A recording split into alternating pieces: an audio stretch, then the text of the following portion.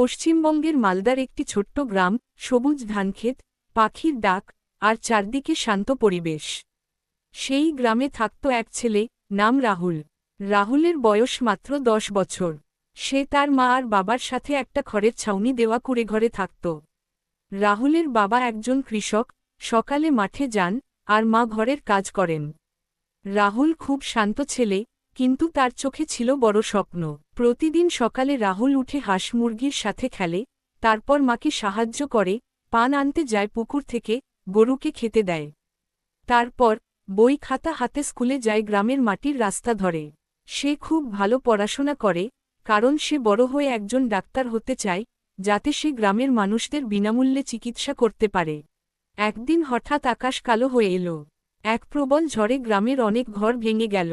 রাহুলের বাবার ফসল নষ্ট হয়ে গেল। ঘরে আর কিছুই থাকল না। মা কাঁদতে লাগলেন। রাহুল তখন বলল, মা, আমরা আবার সবকিছু গড়ে তুলব। আমি অনেক পড়ব, আর একদিন তোমাদের গর্ব করাব। রাহুল পড়াশোনা করে একজন বড় ডাক্তার হল। দিয়ে সে গ্রামের মানুষের সাহায্য করত। তাই খারাপ পরিস্থিতিতেও কখনো হাল ছাড়তে হবে না, ঠিক রাহুল এর মতো।